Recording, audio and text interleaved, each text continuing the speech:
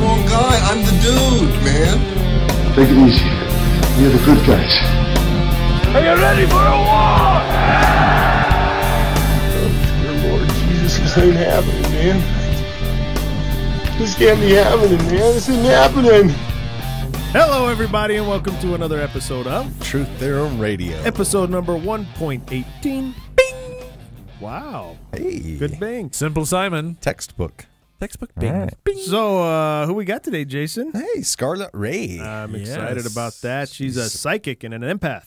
A relationship specialist and all kinds of I've got some cool tinfoil. stuff. Do you need some tinfoil? I do need I some noticed tinfoil. you're over there folding up a hat. I like over your there, hat. aren't I'm you? going to wear my tinfoil hat today. All right. I don't think that works with empaths, though. Really? Yes. Yeah, and see, I find this interesting that you're making a tinfoil hat on Empath Day, but not on our last show, the Demon Day with Kirby Robinson. No, tinfoil hat. It's salt. Yeah. It's salt, and I think For you got to burn demons? sage and stuff. I believe What? so, yeah. What book have you been reading? I haven't. Really?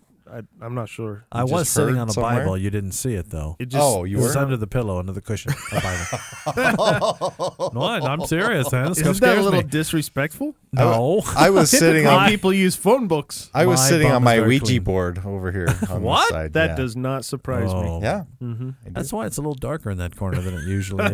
Well, when you see me squirming around in my chair, you know, I'm looking for an answer.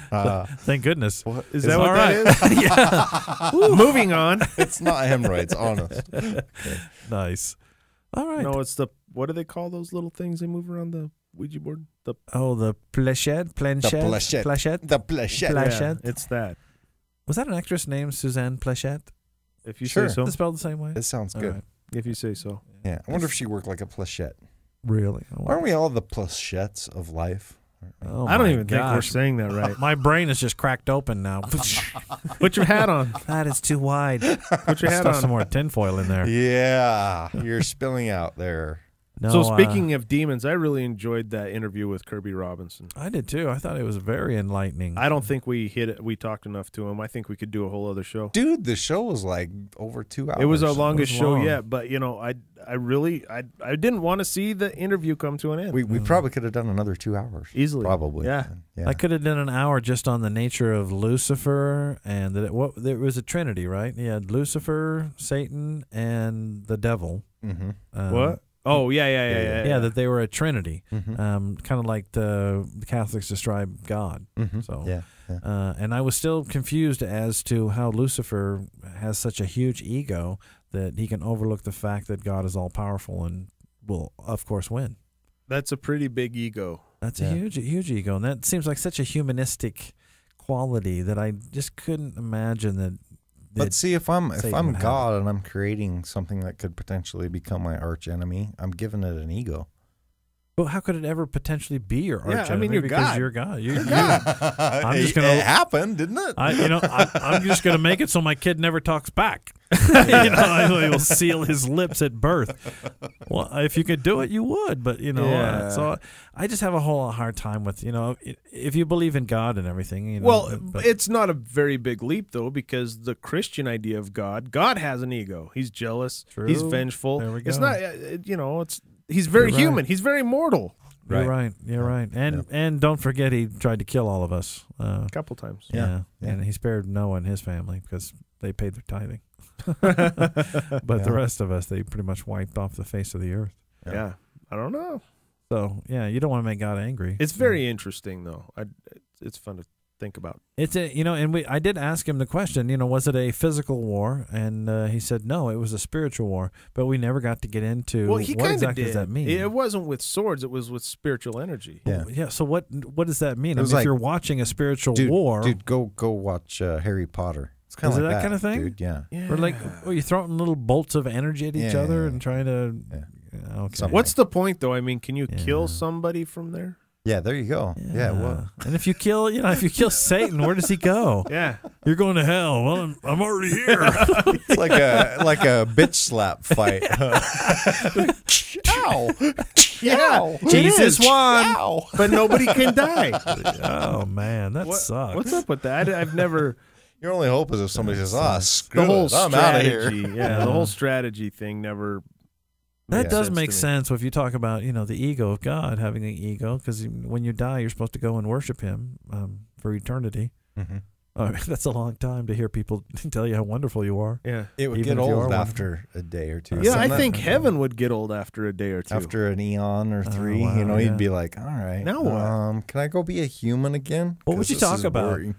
People say that, if you go to heaven, it's going to be filled with people just like you. What? And- Nuh-uh.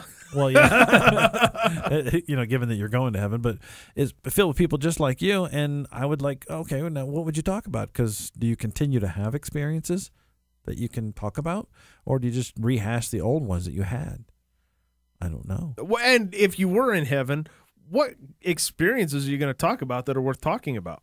Yeah, everybody. Yeah, I know. I was there. And why the hell would I want to be Well, with me no, the what rest I'm of my saying life? is, Wait a minute. You're not going to talk Why about not be that really alone? cool party you were at. Oh, true. This one. You're not going to talk about that. Yeah. What are you going to talk about? Yeah, this one Yeah. time I was in church. Yeah, What? after the birth of your children's story 5,000 times. I'm like, okay, all right, it was the most special time in your life. I know. Edna, we heard it. Yeah. So our heaven isn't quite as good, I Yeah. think, as the Christian heaven is. Is it time to go? Are we time to talk Yep, to it's our time to our get guest? to our guest. Oh, man, I'm Wow, excited. time flies. She's an empath and a natural psychic. Oh, man. I like your hat. I'm excited. I Get your hat hope on. It works. I hope it works. All right, well, let's get to a break We'll and we'll find get out. right back with Skarlet Rae. We'll be right back.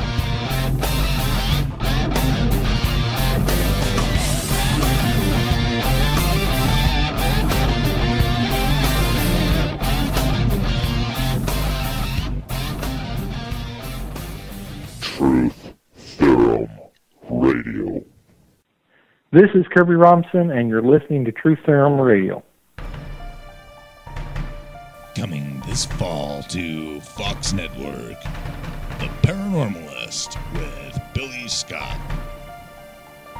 In depth, up close, live investigations at locations never before televised. A new paranormal show that dares pose the question, what's that? Stansbury Station. What's that? James County Cemetery. What's that? And the Stark Family Mansion. What's that? Brought to you with a limited interruption by Beano. Take it once, and there'll be no gas. What's that?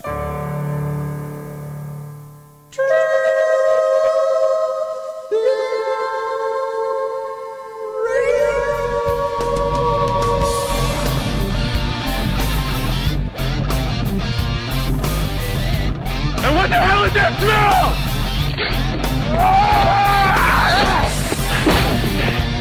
I could have been at a barbecue! This is so nuts. I mean, listen to what you're saying. It's paranoid delusion. It's really sad. And we are back. All right, I'm excited. We got Skarlet Rae on the phone, and she's a empathic relationship specialist and all kinds of other stuff. Skarlet, are you there? Yes, I am. Hi. Hey, how are you? I'm wonderful, thank you. How are you this evening? Oh, just wonderful. Can you guess which one of us is wearing an aluminum hat? Oh, all of you actually. No, just Rob. Just Rob. It was just Rob. It's metaphorically. I'm just teasing. I promise you I'm not sending you anything. You can take your hat off. Okay. I don't think aluminum hinders you in any way, though, Not does much. it? Probably not. You're funny. Probably not. We're horrible. That's a good question though. Are you like empathic beyond arm's reach from somebody, or can you be empathic from a movie or across country or over the phone or? Actually, that's how I am. Okay. I don't even do anything local. Oh, really? 99.99% of everything that I do is either out of state, cross country, cross continents.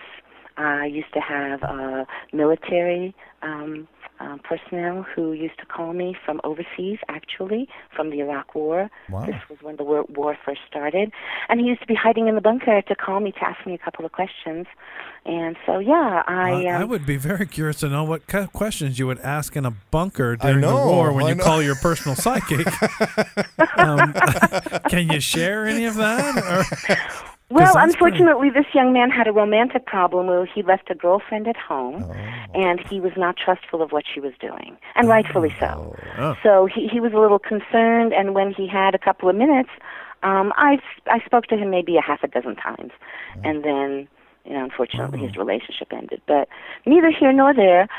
Here is, if I may, I'm empathic to people's feelings, thoughts. I read people's intents, their hearts, their minds.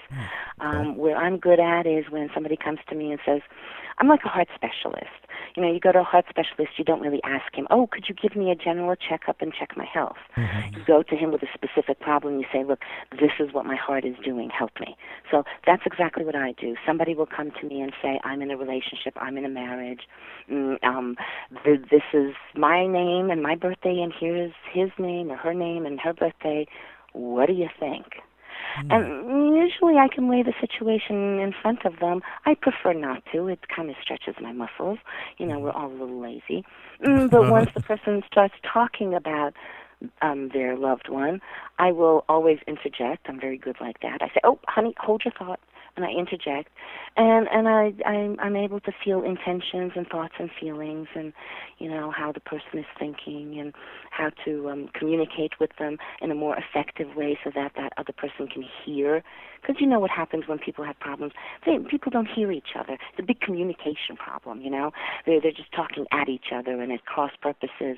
Nobody's listening with an open ear and an open heart and respect. So my forte is where I feel people, and I know what they need. I know what they're scared of. I know what their shortcomings are that they're trying to hide. And I know how to tell their loved ones how to approach them so that it is with respect, kindness, open heart, and love. And that usually brings the relationship back together. Well, Skarlet, is this a combination of psychology and intuitiveness and psychability that you do? Because it sounds like you're listening to what they're saying and you're receiving images or thoughts or whatever, but you're also using psychology.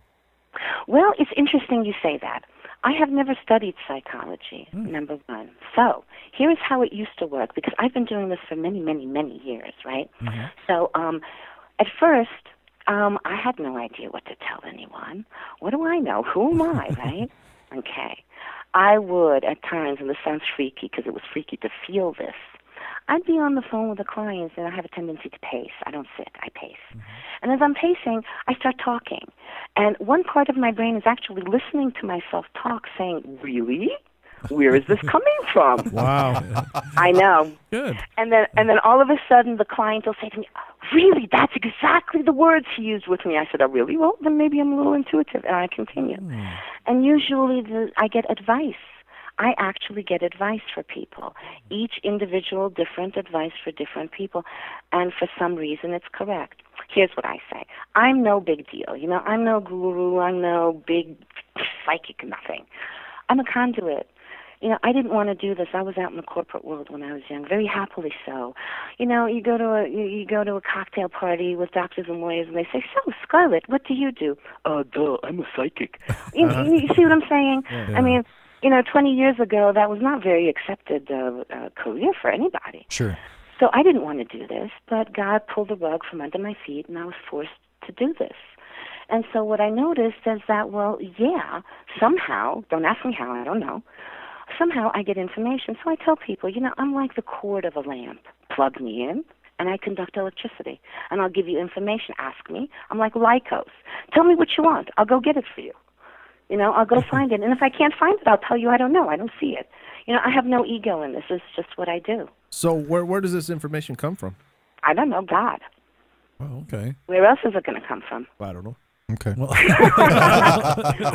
hey, we're interviewing you. I'm sorry, what? I didn't hear you. I'm sorry, what? I said we're interviewing you. Yeah, you can't ask us questions. That's not fair. If I knew I could probably make a fortune. I have no idea. Yeah. I strongly believe it's God. Because you know why? And I'm going to sound kind of very corny here, but I really, truly care. I don't know the people, my clients, usually I don't know them from Adam. Most of the time I've never seen their face. I never will see their face unless they send me a picture because they're living way across the United States, I don't know anything about them really unless, we chat for a little bit outside a session. Oh, by the way, what do you do? Yeah. But I have a deep, innate caring and love for people who are in emotional trauma and who are emotionally hurting, who would like to find love, who are in situations that are tearing them apart, who are ready to grow, because for some reason I help people grow. Here's what I do. I help them grow. I give them wings. I teach them how to fly, and I set them off to fly. Wow. That should be very satisfying as far as careers go. Thank you. Either satisfying or extremely draining. Well, yeah, that could be too. It could be either one. Do you find it draining? Does it drain you? I find it both, naturally. I find it both. I'm very grounded, I'm very human, and sometimes it's draining and sometimes it's exhilarating, just like any other career that, one does good with and gets satisfaction out of. So yes, I do get a lot of satisfaction out of it. So did you have these kind of abilities as a young child, or did you realize these later on in life, or how did that work out for you? Well, I had it as a toddler, and then I got scared of it, and I think I shut down until my teens. Quickly, I'll in a nutshell the story. Yes. I was born in Budapest, Hungary, and when I was a little girl, my mother would take me on the trolley. There were trolleys there. And I was so little, I remember I did not walk. I sat in her lap. I was a very, very self-aware little child. I taught myself how to read at 2.5. So I remember I wasn't walking yet. I was carried. And I remember sitting on her lap and looking at the people sitting across from us, and my little mind would start picturing their home. I have no idea what it was. You're that small, you don't even think about anything. One time I remember my mom meeting a friend of hers on the trolley, and I started picturing this lady's home. And the next thing I know, we're going to the lady's home, and it looked like exactly what I saw. Wow. So I thought that was interesting. I thought everybody could do that. Then I remember when I was walking in the place that we lived in, Budapest, very, very long hallway to go down to go to the bathroom. One of these ancient old buildings. And some of those apartments didn't even have indoor plumbing, okay? But we had indoor plumbing, of course. Woo-hoo. So long, dark hallway with extremely high vaulted ceilings. And I remember being a very small little toddler walking down that hall, not wanting to walk down the hall. That hall was full. Up against the ceiling, there was like tumultuous things up there. I would never walk down that hallway alone. And I got so scared of that I think I shut down. Because I felt nothing more. You always hear about kids feeling and seeing. I saw nothing until I was a teenager. And a friend of my aunt's, and my aunt was a psychic professional, and one of her friends who was a medium, they had coffee one night, and I joined them. And the lady started telling me that I was psychic, and I laughed at her. And she said, "No, you are." I said, "No, I'm not." She says, "I'll prove it." So she takes me into her apartment building, which I've never been into. She takes me up to a floor. She points to a door. She says, "Tell me who lives there." And I laughed at her, like comical laugh, like, "Ha ha, please." I don't know. She said, "No, tell me." "Yes, you do." I said, "No, I don't." She said, "Yes, you do." I said, "No, I don't." I'm stubborn. So she says to me, "Put your hands on the door. Put them on the door flat." I said, "Okay, now what?" Miss Skeptic here, that I was. I said, "All right, now what?" She says, "Tell me who lives there." I said, "I don't know." She said, "Close your eyes and tell me what pictures come into your head." All right. So I put my hands on the door, and I start seeing a chubby little irritating boy and a woman. And I start describing, I'll never forget, and I start describing them. She says, "Uh-huh," and she grabs me and she drags me to the next door. She says, "Do it again." So I put my hands on the door, and I went, "Ooh, ah." I said, "Did somebody die in there?" She said, "Yes, last week." So anyway, those are the people that live there. So this is where it started, and then my aunt said, "Well, you see, you need to study." And that's when I started studying the metaphysical sciences, et cetera, et cetera. So are these gifts, do you think, are they like another sense that you've developed that all of us have, but you somehow, like music? I mean, all of us can pick up a guitar and make some sounds, but some of us just have a natural knack for it. Correct. I totally agree. I believe just like an athlete, we all have the same set of muscles, but an athlete has an ability to use them in a more effective way than us couch potatoes. Mm-hmm. So is it something that can be developed and built on? Yes, I believe so. I'll tell you something else that I've noticed. Every single client that has stayed with me for a while, taking sessions with me, their own intuition expands. Mm-hmm. They, too, all of a sudden feel things for themselves. And they, at the end, when, it's almost time for them to go fly by themselves and I never talk to them again, they usually just call me to confirm. Mm-hmm. They call me and say, listen, this is what I'm feeling about this. What do you think, Skarlet? And I'm like, yeah, that's exactly what I feel. I said, see, now you know. Now you can do it yourself. Now you know. Now, Scott, have you been involved in looking for missing people or, murdered people or missing children, things of that nature? I started to, but I can't. Maybe now I can because I'm older and wiser because I'm going to be 55 in December. Yay! Anyway. Yay, 50s. Yay! I don't know where the year's gone, I look in the mirror and I don't know who I see. I think it's my grandmother, but at least not me anymore. Okay. Well, if you look like anything like your Facebook picture, thank applause. you. Yeah, very yeah, time has been kind. Very nice, yes. Oh, thank you so much. Those are about 6 years old, so okay, well. It's not that old. Now she looks like a monster. That's what's happening. No, I don't think so. Not in 6 years. Thank you very much. No, I just... Wait a minute. Now my female vanity is at stake here, please. There's that ego. Popped right back in, didn't it? The humanness of it all. Damn ego. Okay, about looking for missing people, getting involved in murder cases. I tried to do that. I had no aversion to it. I was happy to do anything that I could do to help. But here's what happened. I started working with a woman down in Florida who was involved in many high-profile FBI cases. And I started helping her, behind the scenes. And I started feeling too much. I'm an empath. Yeah. For instance, let's say you come to me for a session and you have a very bad headache. A few minutes into the session, I will feel the pain, literally, physically feel your pain. And I'll say to you, do you have a headache? Because my head is starting to hurt. Mm-hmm. Therefore, when I started feeling missing children, things of that nature, can you imagine what I felt? Fear and gut-wrenching. I couldn't do it. The parents' pain alone would be enough to not make you want to get involved. No, I couldn't do it. I couldn't do it. I just emotionally was unable to handle it. Maybe I'm too sensitive. I don't know. Maybe that's not what God wanted me to do, so I can't handle it. Right. I can handle a demon, but I can't handle the pain of that. You can handle a demon? That fear. I can't. Yeah. I can wrestle a demon down, but... That's right, I sure can. All right. Wow. He must acquiesce. He has no choice. Well, now that we're talking about demons, we just got out of October, and we did a whole... I think almost all of October was demons of some sort. Yeah, it kind of was. Yeah, authors have had experiences and whatnot. So what is a demon?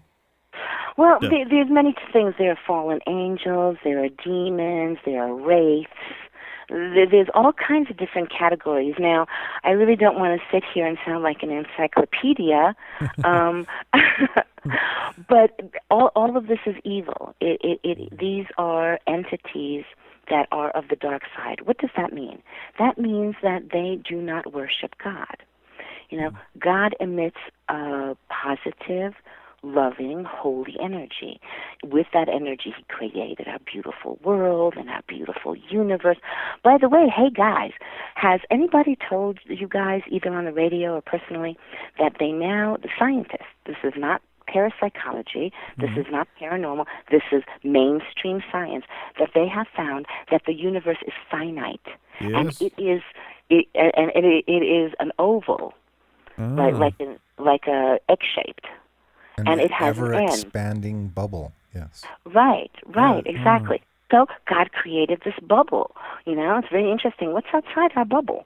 Because the bubble was created for us. The bubble was created for humans. This whole thing God made for us. he emits love. He emits, look at the fruit, look at the flowers, look at the smell of grass. I mean, let's look around at the beauty of females, at the union of male and female, the joy to be had in those look at life. I mean, this couldn't evolve. My father, may he rest in peace, he was an engineer. A little background. He was in seminary wanting to be a Roman Catholic priest. Oh. And he left and became an engineer because of too many questions that the Roman Catholic Church wouldn't answer. Yes. Anyway, he had a saying. He said, all these people who don't believe in creation, that they think just this Big Bang Theory and molecules just came together and it evolved from, crawling insects, crawling creatures in the sea, out of the sea, And he said, what if I said to you that, something simple like a television set, now this was back in 1970, the television sets were not very complicated. He said, what if I said to you, now look at the complication of the human body. Look at the way the human body functions, the brains, the chemicals. It is the most phenomenal machinery on the face of this earth. In the universe. It's phenomenal, right? Compare the human body to a television set. Pretty simple, I would say, a television set compared to the human body, yes? So now if I said, okay, well, listen, guys, molecules just came together, and they formed, and they crawled from the sea, and lo and behold, it became a television set. That sounds pretty ridiculous. Yeah, like it could happen, right? Yeah. How could it possibly happen, right? Yeah. So then how in the world could we possibly, even in our wildest dreams, imagine that the human body could come together that easily? Right. That life could come together that easily, that it works so perfect and we don't mutate. Well, if God we have never mutated. If God, there's a group of people who believe that we were created in a design. What is the name of those groups of people? The Intelligent Design Group. Yeah. I've heard of them. I don't know much about them. What do they do? Well, they basically have the same idea, except they remove God from the picture. That's the huge mistake there. Yeah, they claim that it is a design and that it is a perfect design, but that it wasn't a creator. They're proponents of intelligent design. But who was the intelligence behind the design, then, may I ask? Yeah, that's right. No, that's just a simple question. Yeah. I guarantee you. Well, Somebody I'm had to sorry make the to say, maker. but that sounds ridiculous. Yeah. And when I was a little girl, here was one of my questions to my father. I said, Dad, if we come from monkeys, what happened to all the hair on our body, and why is it all on our head? And how come we still have monkeys? Well, yeah, and how come they didn't evolve? Only right. some of us Thank evolved you. Exactly. drastically into something different, and the rest of them stayed the same? What? I don't get it. Exactly. Yeah, there's a few holes in evolution. Yeah. Yeah, there are many, many, many holes. There's a few holes in religion, too. It's a veritable piece of Swiss cheese. Well, my biggest question with the whole Lucifer and God thing was just that how could Lucifer have a fight with God, knowing that God is all-powerful and he can't win? And then it just kind of seems like... Because it's his ego and arrogance that thinks he can. Yeah, but ego is such a humanistic quality. It's just something it's that... kind of moralistic. I'm a parent, and I have to put my ego aside sometimes, and in business, you have to put your ego aside to get along with other people and whatnot. I can't imagine that Lucifer is so out of control that he can't see his own ego and can't see his own destruction. Have you ever heard of the concept that the angels are jealous of humans?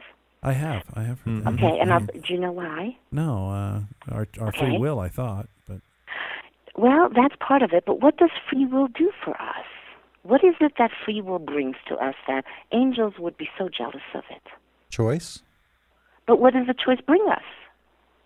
That's a good question. Experience? No. Results? Watch this one. Watch this one. Okay. I'm waiting.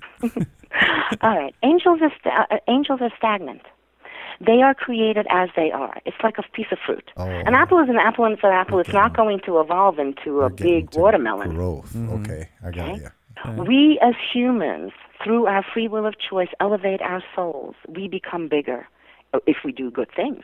Now, if we come down here and we do evil things, that's a different story. Let's not go there. Let's just take a look at why the angels are jealous.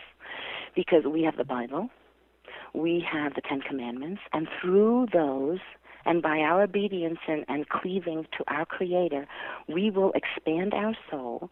Not only will we expand our own soul, but everything we touch and everything we eat and everything we interact with, we will elevate.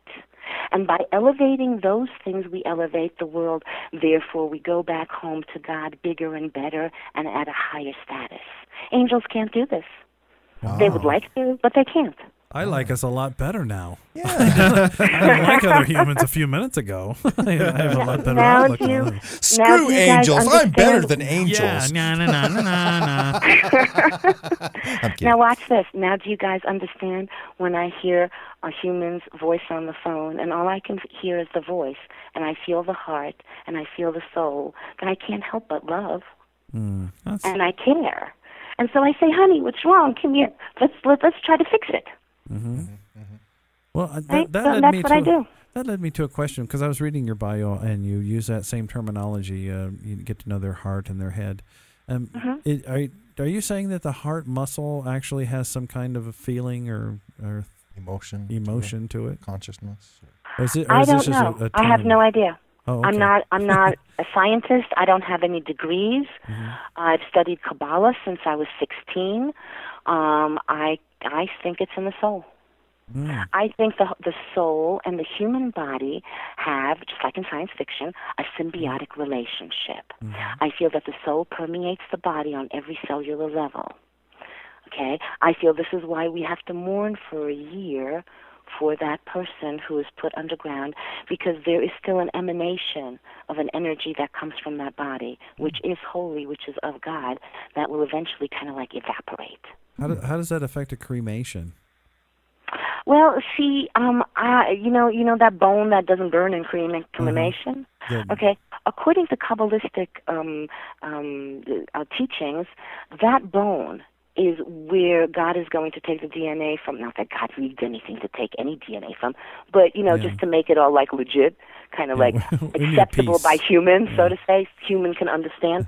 That's where that bone is where the DNA comes from, where the resurrection of us will come. And I have another one, because some of your listeners, and maybe you guys eventually, come up with a question that I came up with. I went to I've been studying Kabbalah forever, and I asked one of the very, very old rabbi. My question was, okay, fine, so reincarnation exists, okay, yay. Now, if I've lived 50 lives, which body of mine is going to be reincarnated? Wow, that's a good question. The last one. Thank you. That was my question. Okay. And here was the answer. Here was the deep Kabbalistic answer. The body in which you have done the most amount of good on earth. Oh. But what if that was the one with like buck teeth and you're 60 pounds overweight? I want the one where I was an Olympic athlete. I don't care if I was an asshole or not. I want to be that one. That's mean. I'm just sorry. Oh, you're so funny. I think that they have spiritual braces now. I'm just kidding. I get to pick.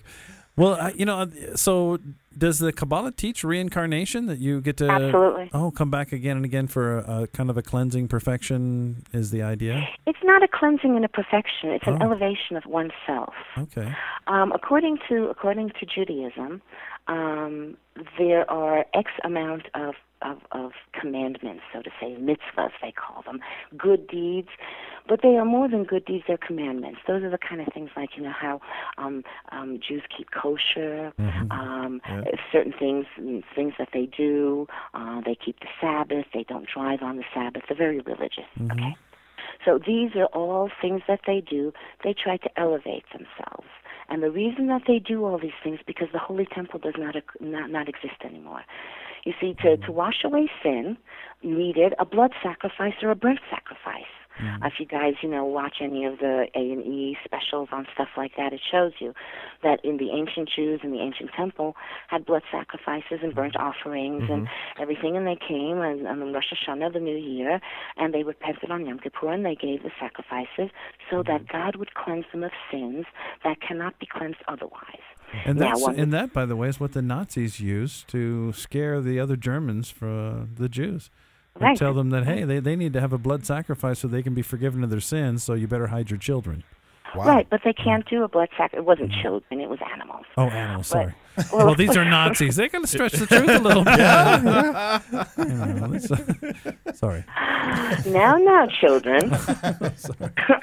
We get a little carried away so sometimes. I'll tell you. Okay, so no, they were animals, and different sins had, like, if you did the sin of A, B, C, then you had to bring a goat. If you did the sin of X, Y, Z, you had to bring a lamb.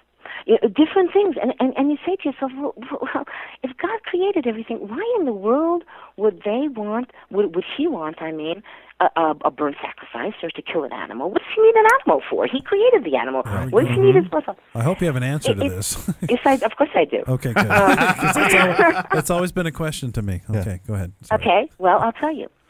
He set it up. Think of a game, the rules of a game, the rules of gravity, the rules of flying, the rules of levitating, the rules of floating on water. It all has scientific, there are theories. In other words, E equals mc squared. I mean, that's just a proven thing. That's just how it works. Like, if you play Monopoly, okay, go to jail, you go to jail. I mean, there are rules. So God set up our universe, our world, with rules. And for some reason, unbeknownst to us, maybe we'll know when we, pass over. But right now, as humans, we're veiled from much knowledge. Unbeknownst to us, that's how God set it up. That if you do such a sin and you spill the blood of such an animal, the spilling of that blood will somehow wash your sin. This is the theory of Jesus. Jesus is the Lamb whose blood was spilt and covers us all from our sins. We confess, we repent, and his blood will cover our sins. You see the correlation here? Yeah. So because the Jewish people right now do not have a holy temple, they cannot make any kind of sacrifice. You can't just go into the middle of a field and make a sacrifice. It had to be in the Holy of Holies in the temple. Okay? What do they do? So they don't. Well, that's where the mitzvahs come in. That's where all these little rules of, you can't wear leather shoes on Rosh Hashanah, and you can't drive your car, and you don't put on the lights, and you don't tear paper, and you don't flush your toilet, and you don't do all these little tiny things that they're trying to please God so much, so that God looks kindly upon them. Judaism teaches reincarnation because it says there are 613 mitzvahs, I believe. I forgot. I'm sorry. Please excuse me. All right. Numbers We don't know any of them. You could have said there was 3. And we no, but didn't believe your that. listeners, you never know, And I'm supposed to know what I'm talking about, right? So, they say that, look, one of the mitzvahs is to have children. If you are a male, you cannot fulfill this mitzvah. It's impossible. You're a male. You cannot give birth. One of the mitzvahs is to give birth, so at least you have to be born twice. And it says that these mitzvahs are not easy to keep, and you falter, and you're human, and you make mistakes. So when you make mistakes, so God recycles you, sends you back down here, and says, okay, go, and fix it, and do it right. Why is there no memory of any past life? I've always wondered, are you just supposed to be like hardwired programmed when you're born again into the next life to have evolved past these other problems you had in the previous life? To a certain degree, it's because you might get caught up in the karma, as they call it, of the past life. Your task. Karma is your task. What are you here to do on earth? Why are you here? We're all here to give and to take, to teach and to learn. And so, what are you here to do? And if you do it, then you pass that karma and you move on to the next. Many astrologers say they can figure these things out astrologically by the moon, the solar, and the lunar eclipses at time of conception. They say that they can figure out people's karmas through that. I do astrology, but I'd rather not. Yeah. So you don't like astrology? I don't do tarot cards. I don't do astrology. I don't like the energy of them. It gives me a weird feeling. I don't like it. It's like I'm irritated at it. It's like, don't tell me you're a rock in the sky. I go to God. God's way above you, rock. Whatever influence you have. Or, tarot to me is an ancient Egyptian energy. I personally do not like it. Okay. How do they differ from the gypsy cards? Because I noticed on your bio you had the gypsy cards. What is the main difference between you and the two? I could draw gypsy cards. That's the difference. Tarot cards are connected to ancient Egyptian energy. Ancient Egyptian, from my point of view, they worship demons. Yeah. Their idols were demons.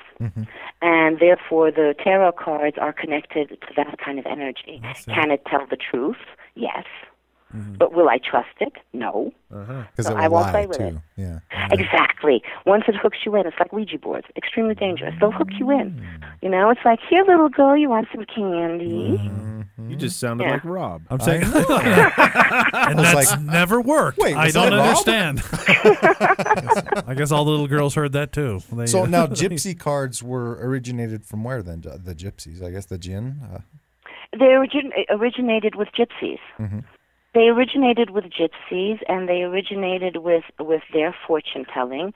As you know, the world, has gypsies. Every nation has gypsies, and they did fortune telling, and they went around using little fortune telling cards.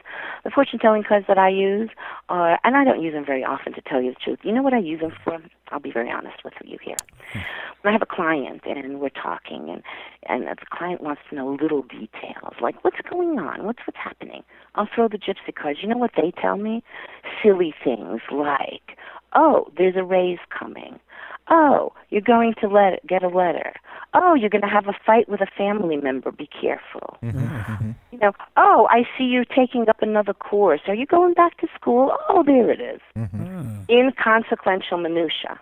That's what I call it, because it doesn't really do anything for a person. Now we're talking parlor games. Now we're talking, entertainment. And sometimes when people get a reading and when people take a session, sometimes they want to be a little entertained. They go, oh, tell me some little juicy gossip details. So, okay, I'll take out the cards and tell them little juicy gossip details. Well, since you do this for people over the internet and on the phone and whatnot, is there any way that a normal person like us would be able to tell if somebody really knows what they're doing or if this is just a big game they're pulling on us? Is there any telltale signs that we would be able to tell? Certainly. When you take a reading or a session from an intuitive, that person should be able to tell you some upcoming things. What kind of things are upcoming?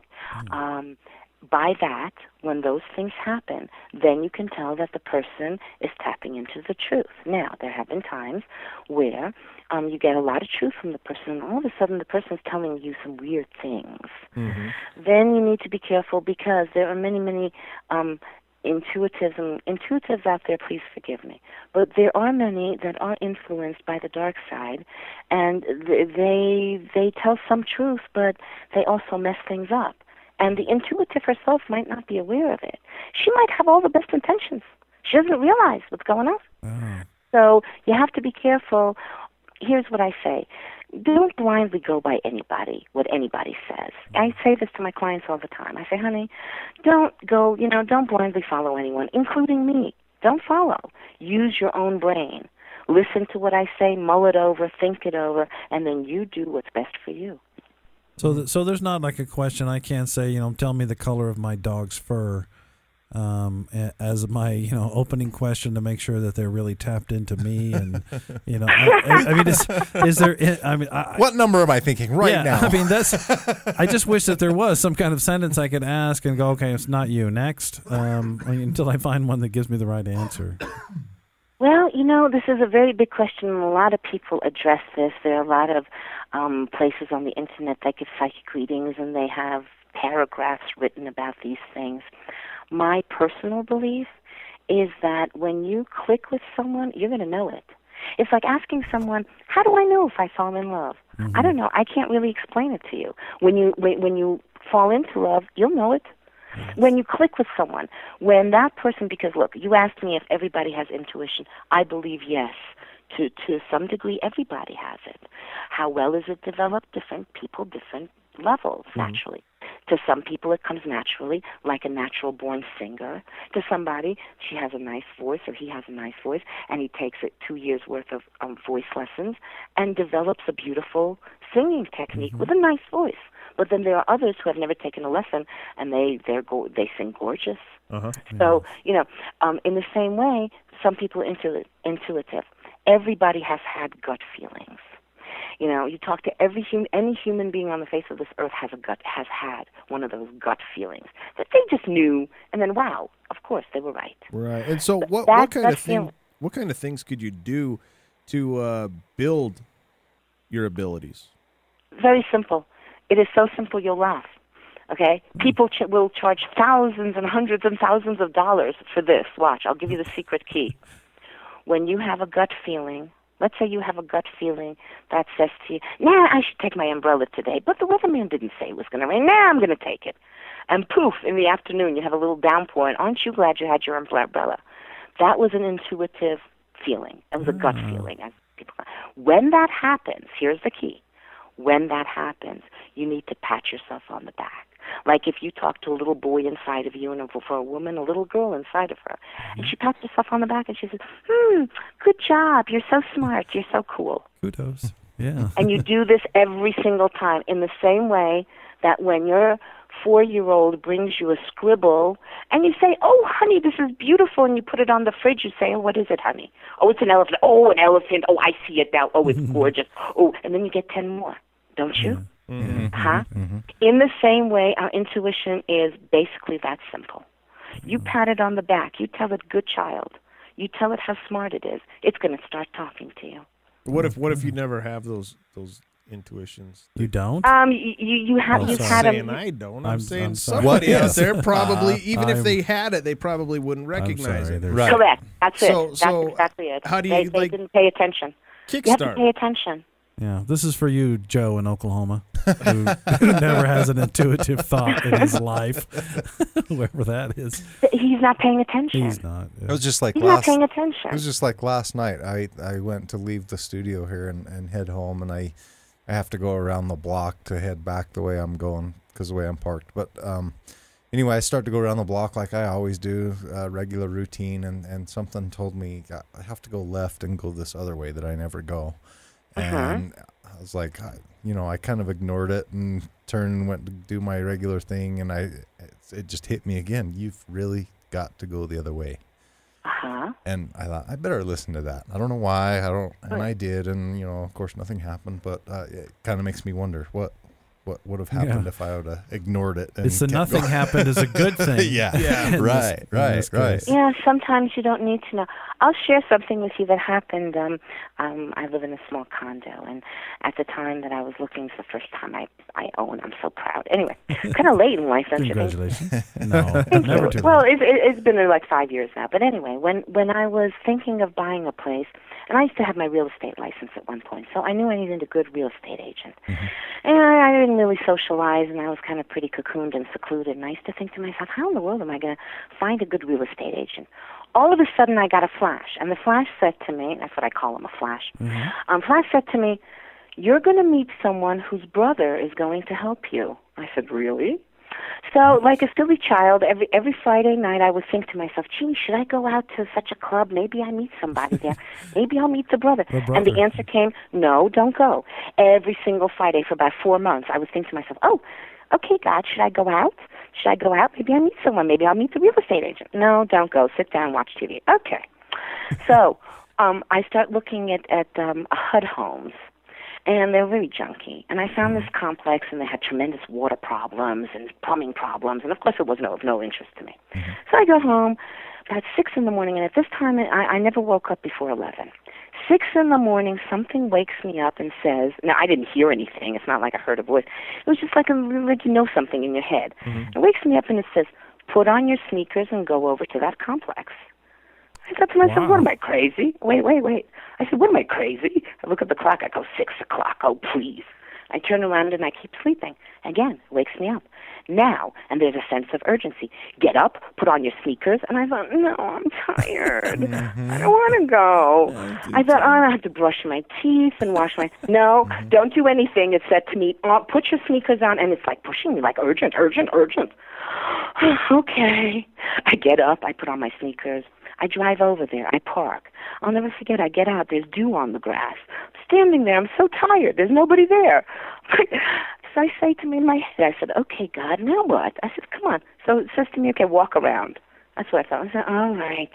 So I start walking around, and I see this guy with the cutest little doggy, and I love dogs. All of a sudden, I forget totally why I'm there. And I'm like, oh, what a cute little dog. Hi, how are you? Do you live here? Yes, I heard there's problems. Oh, you and your girlfriend are moving.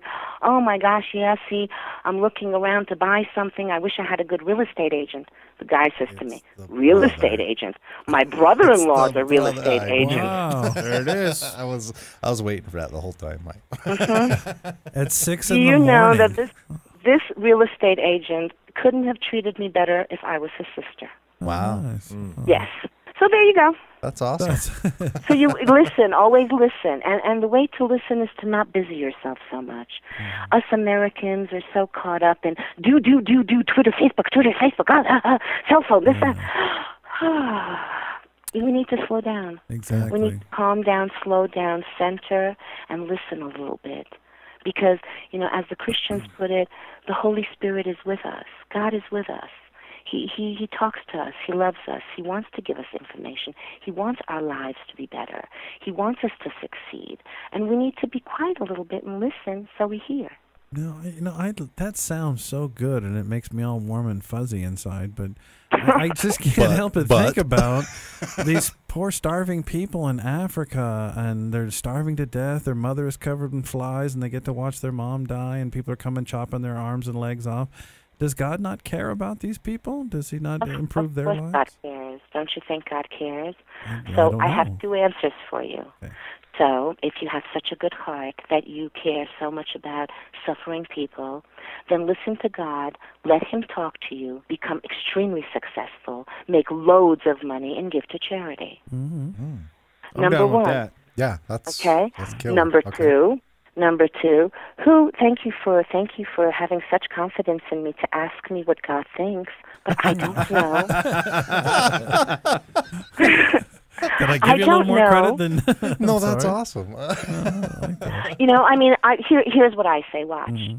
I trust my Creator to such a degree that I trust that there must be a reason. Mm-hmm. I believe my Creator is fair. Our Creator is fair. He is not a cruel Creator. He's kind and loving. If that is going on, there's got to be a reason. I don't know what it is, but I wish I made a lot of money because I'd love to give more to charity. Yeah, me too. And that's all I can do. Look, God put me here in America. He didn't put me anywhere to become a doctor or to go over there and help. He put me here to do this. Mm-hmm. So I try to light my corner of the universe, and that's what I suggest all of us do. If somebody has a calling to be a missionary, well, God bless them. Absolutely go. Everybody feels in their gut what they should do. Look at what you guys are doing. You did a terrific radio program. You're interviewing all these people. You're spreading knowledge and insight and information out there. You guys are doing a really good deed. Thank you very much. And in the meantime, you are also answering for yourselves questions guys have. That's how it started. Right. That's exactly it. Speaking of questions I have, I'm also interested in one of the other abilities you have. Yes, sir. And that is to be able to hold objects and get feelings from inanimate objects. I don't have that ability, nor do I claim to. Really? I thought you must have read somebody else's bio. I know, I read that in your bio. They call that, what was it called? I'm putting on my glasses. Clairsensual? Yes. That's not that. No. I think that's psychokinesis or something, isn't it? I don't know my terminology. I just do. I don't name it. I just do it. Clairsentient is something entirely different. Okay. I feel and smell things. I'll give you an example. I had a client one time, and she was asking me, she was buying a house, and it was one of the side questions, because like I said, I specialize in romance, but naturally my clients will eventually discuss almost everything with me, even child rearing, which is interesting because I don't have a child.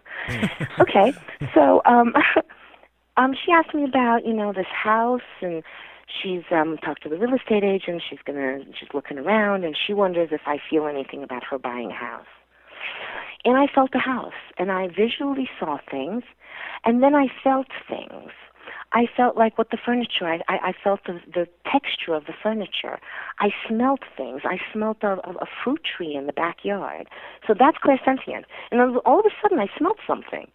And I said, gee, I smell lemon. Is there a lemon tree in the back? Wow. Okay? I had another client who lost something, and I can't do this all the time. If it comes to me, it comes to me. If it doesn't, it doesn't. It came to me. She lost something, and I felt it. I said, it's between something soft, and I kept feeling it, and then I felt the texture of it, then I felt the thickness of it was between couch pillows. Yeah. But eventually I felt that they were pillows, that they were harder pillows, not soft like I want to lay down on the bed, but harder like of a chair or an armchair or a couch. And then I kind of started seeing the color. Then I saw blue. She said, "Oh, that's my couch." I said, "Well, check your couch," and there it was. There you go. Wow. So that's what clairsentience is. That, and I can't do this like all the time. It comes to me when it comes to me, and it does what it does. Because the reason I ask is that I collect like antiques and all kinds of strange things. But I have this affinity for handheld objects like tabletop lighters, pocket watches, or things that people have owned. And I don't know why I'm so attracted to them, but I always have been. Because you're a hoarder. That's it.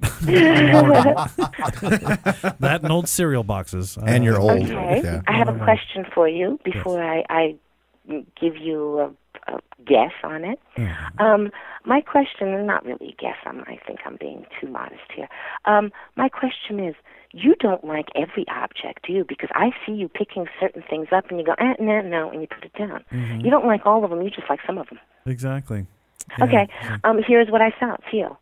That it's the people who owned it. Their energy is what you're feeling. According to mysticism, when we touch an object, we leave a residual energy on it. Like, for instance, if I walk into an office and I touch the door, and you come behind me and touch the same spot on the door where I touched, not knowing, absolutely, I don't know I left it, you don't know you're picking it up, but you might pick up my energy. You might pick up some residual energy. That residual energy, is in those handheld objects that these people had, and you might like those people. You might like their energy. You might have an affinity to their energy. You might have known them in a past life, and therefore, I like this thing. Mm-hmm. Wow, that's cool. I like that. That does make some sense. Yeah, it really does. Interesting enough, I collect these tabletop lighters and old pipes, things of that nature. Even though I'm not really a smoker. And people look at me like, "Why do you collect those things?" And guitars. Don't forget for guitars. Yeah, and guitars, and I'm not much of a musician, but I have a few of those. Could be possibly a few different things. I definitely feel it comes from a past life. Now, because past lives are really not to be delved into, it's dangerous. So here are some possibilities, and you may never get the answer to your question, not a clear, full answer, but here are some possibilities.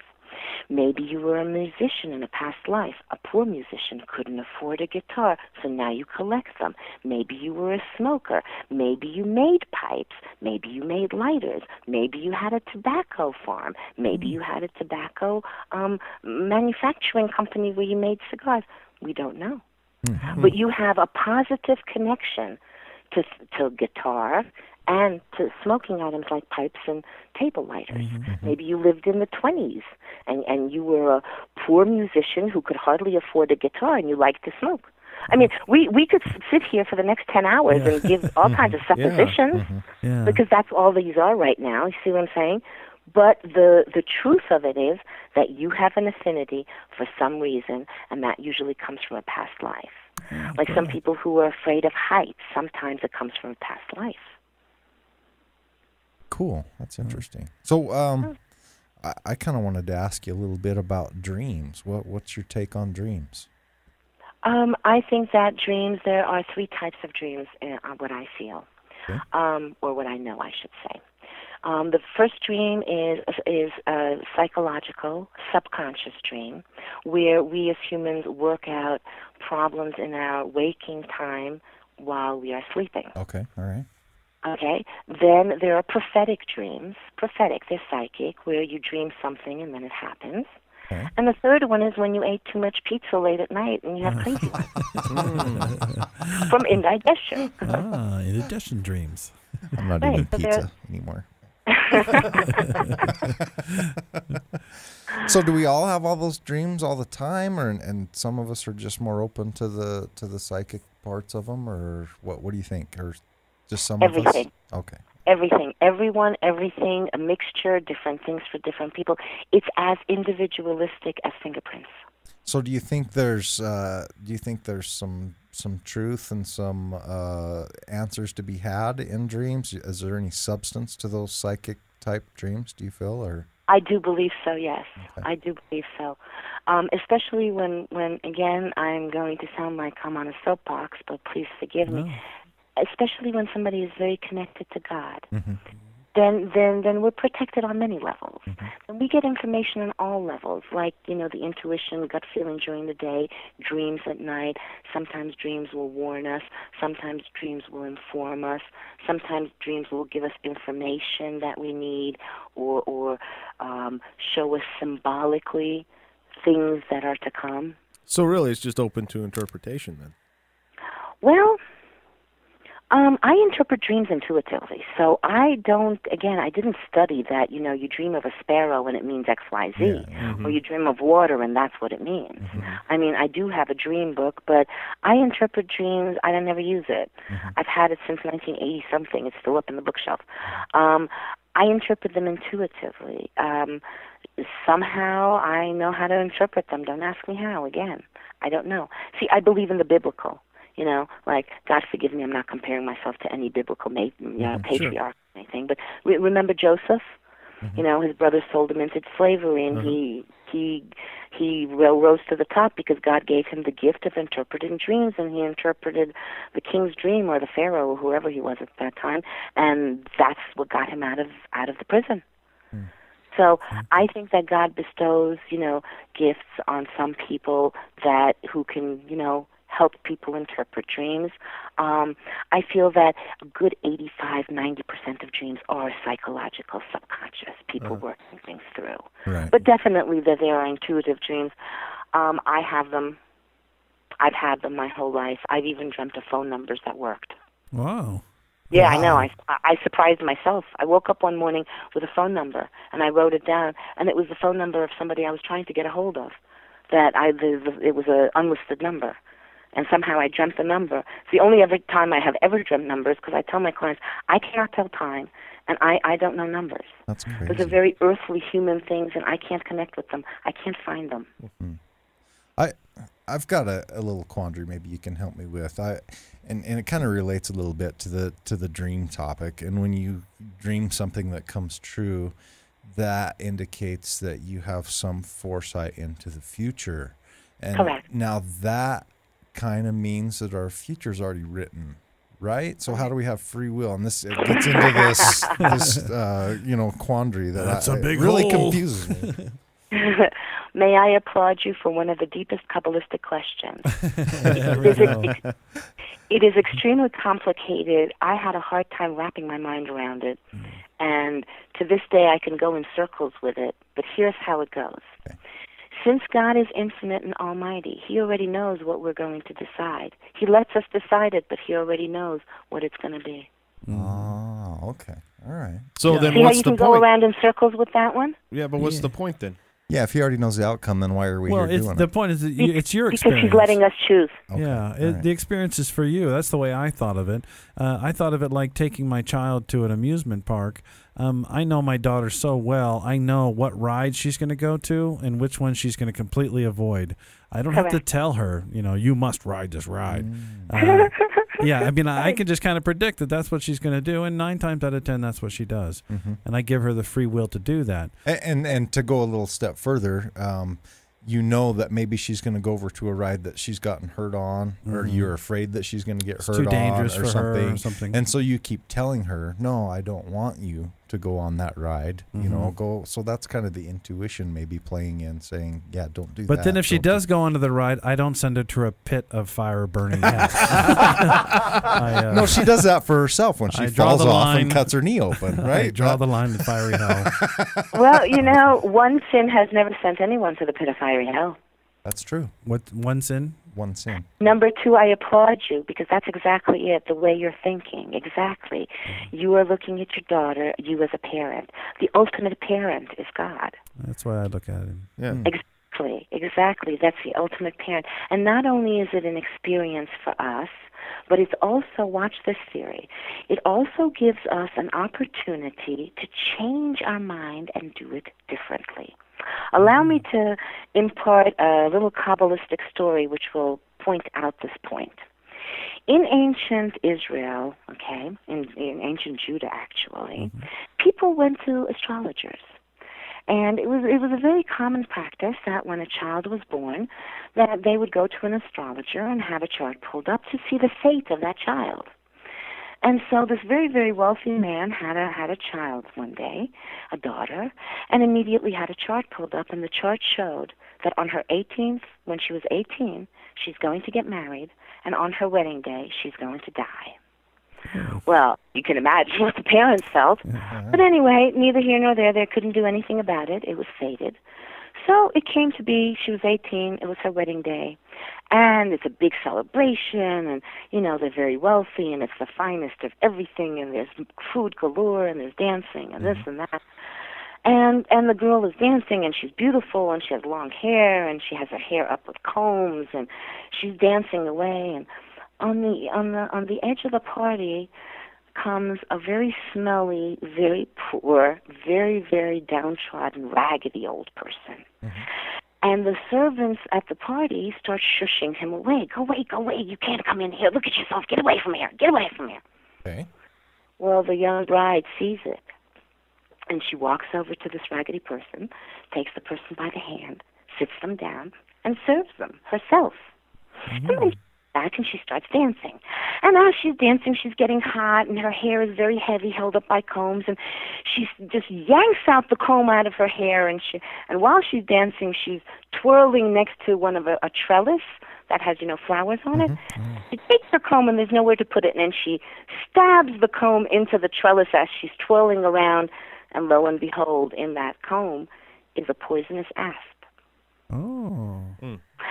And her deed of taking this poor person, who was an angel in disguise, actually, and taking this smelly old person and sitting them down and serving that person herself, she was the one that was being celebrated at this party. It was her wedding. She didn't have this. She could have had the servants get rid of this old, smelly, raggedy thing. No, she sat him down at her table and fed this person.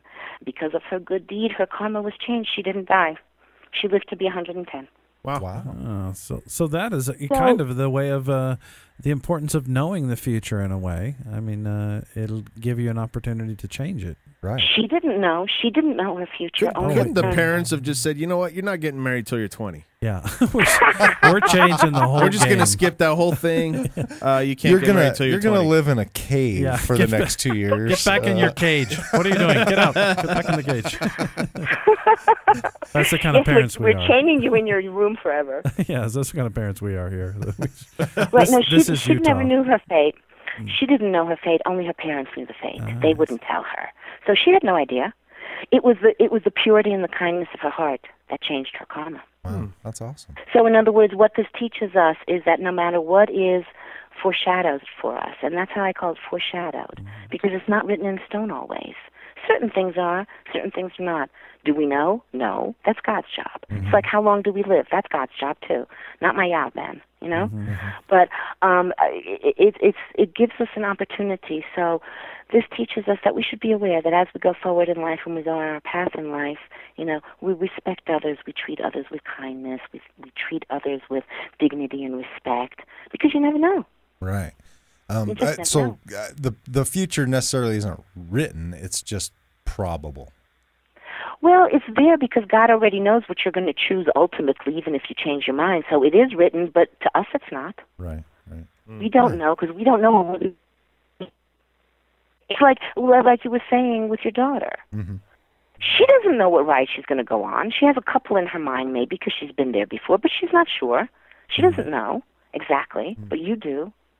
Wow. Now, when you're doing your relationship stuff with other people, do you ever get the feeling sometimes that one person just should not be with another person, and are you able to tell them that, say, your spouse is not a good person and you need to get away? No, it's not my job. How dare I? How dare I tell anyone what good answer. Wow, that's perfect. Yeah, I love that. Wow. No. Here's what I do. I'll lay everything in front of the person. If that person wants to know about their spouse or their loved one, negatives and positives, I will lay all their positives in. I don't need to tell positives. People always know positives. They don't need to pay me to find out positives. I can lay all the negatives out, the shortcomings, and to say, this is the way the person is. Oh, I know, she says, I've experienced it. Okay, well, then you know. So there's a decision to be made. Are these faults such that you cannot live with them? Or are they such that you can look the other way because there are so many wonderful things about this person? Look, everybody has faults. Nobody's perfect. And you have to choose which faults are okay for you. Example, some women, if the guy has a little white lies now and again, she doesn't care. There's another woman that, oh my God, she can't live with that. So it depends. So it depends on the individual. I cannot tell her this is the right one or the wrong one. It's her choice. It's his choice. I can't tell him, she's 20 years younger than you. She's using you for your money. What are you doing? I can't say that. That's not my job. That's not what I'm supposed to do. They have friends who tell them that. They're not coming to me for friendship. I mean, I will be a good friend, but I'm not a friend. You know, I'm an intuitive, and I get paid for telling them what I feel and what I see. And if it's negative, naturally, you know, I try to be as kind as possible and cushion it as much as I can and be very gentle about it. But I will tell the truth. I'm a typical Sagittarius. I'll shoot my arrow right into the bullseye. Yeah, right. I always tell people, too, that really there's only two choices to make in any situation you come across. And it's you either accept the situation for what it is and deal with it, or you make a change. And really that's the only two options you have in life. And when you break it down, it makes things a lot more simple, I think. Well, once in a while there are situations where the other person needs to make the change, and the other person is struggling with trying to make that change. But ultimately, you can't make that other person change. You either have to deal with them the way they are, or wait for them to change, or, you know, you either have to get away with it or deal with it. Correct. Right. There I agree. But there are some situations when we're dealing with people in their 20s who are in the midst of change, and they might be immature today, but 2 years down the road, no, they're not going to be. They're going to kind of grow up and get it. You see what I'm saying? Yes. Yeah. So that is also an option for some people, because some people will say, okay, fine, I'll put it on the back burner. I'm not going to focus on it. But if and when it comes around, I'll give it another chance. Right. I'm not locking the door. Right. You see what I'm saying? Yeah. So, you know, there's that. That's not the usual, naturally. But that has happened. That does happen. Right. I had an instance. It was a very interesting thing, and I was surprised of it myself. I had a client who came to me, and she was very much in love with someone, and they had a wonderful relationship, and I felt a very special connection between the two of them. I really, truly did. She lived in a small community, so everybody knew everything about everybody else, and this man has had a pattern, an MO, where he would get close in a relationship, get engaged, break the engagement, and off he went to the next woman. And he did this over and over and over again. And this client told me this, and I said, I hear you. And I'm telling you that there's a special connection here. I don't care what reality shows you or says. This is what I feel. And I'm sorry, I must tell you what I feel. So she says, well, what do you think? I said, I think you guys are going to get together and you're going to marry. She said, really? I said, yes. She said, he's with the other woman. I said, I don't know. How's it going to happen, Skarlet? I don't know. When's it going to happen? I don't know. So then she calls me up, watch this, wait, we're not done. 3 months later, she calls me back. She says, oh, my God, he took her overseas. He bought her a big diamond. They're getting married. They set the date. Wow. I said, well, sweetie, I don't know what to tell you. I'm so sorry. My heart goes out to you. But you know what? This is what I feel. I feel you're going to marry him.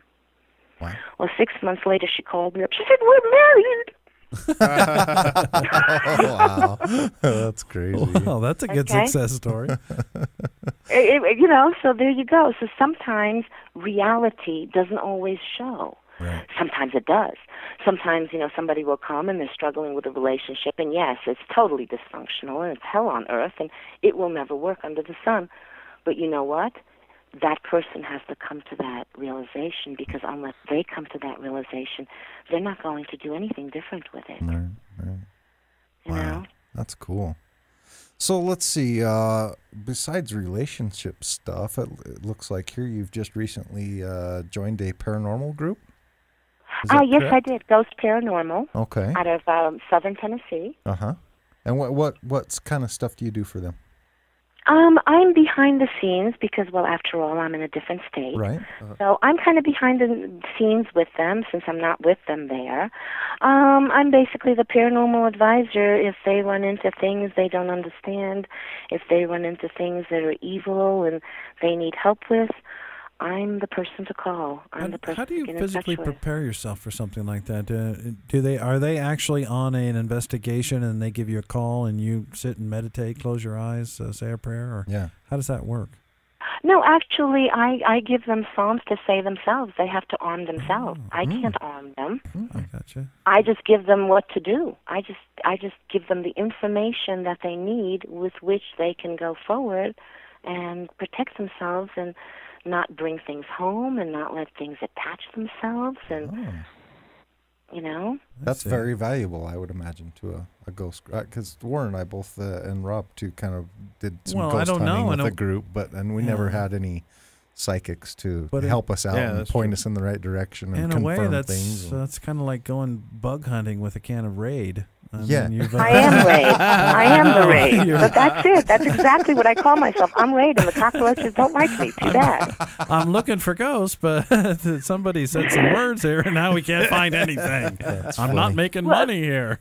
Well, then maybe that's why I'm not there, you see. There we go. Like you're blocking us. Right, right. And you know, I help if they need, you know, if they would need any help in differentiating between this or that, or how to test the demons or test the ghosts or test them, because, you know, they all lie. Well, are the ghosts, are there good ghosts? I mean, these are they all demons that are communicating with us, or are some of them good spirits? Well, to tell you the truth, I don't know about good spirits. It's not like the Wicked Witch of the West and the Good Fairy, but darn it.